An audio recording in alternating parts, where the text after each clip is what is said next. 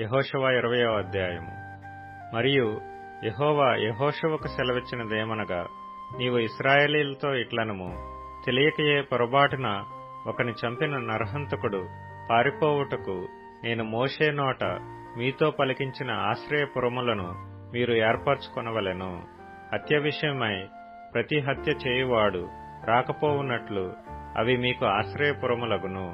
ఒకడు ఆ పురములలో ఒకదానికి పారిపోయి ఆ పురద్వారమునొద్ద నిలిచి ఆ పురము యొక్క పెద్దలు వినునట్లు తన సంగతి చెప్పిన తరువాత వారు పురములోనికి వానిని చేర్చుకొని తమ యొద్ద నివసించుటకు వానికి స్వాస్థ్యమియ్యవలెను.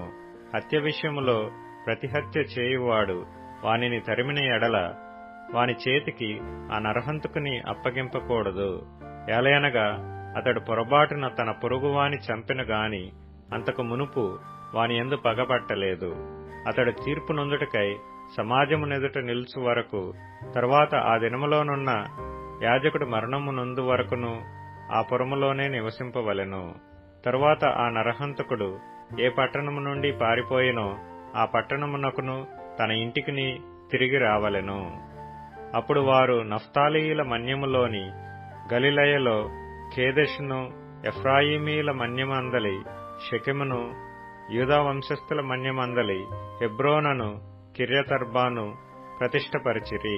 తూర్పు దిక్కున యోర్దాను అవతల యెరికోనొద్ద రూబేనీయుల గోత్రములో నుండి మైదానము మీదనున్న అరణ్యములోని బేసెరును, గాదీయుల గోత్రములో నుండి గిలాదులోని రామోతును, మనష్షీయుల గోత్రములో నుండి బాషానులోని గోలానును నియమించిరి.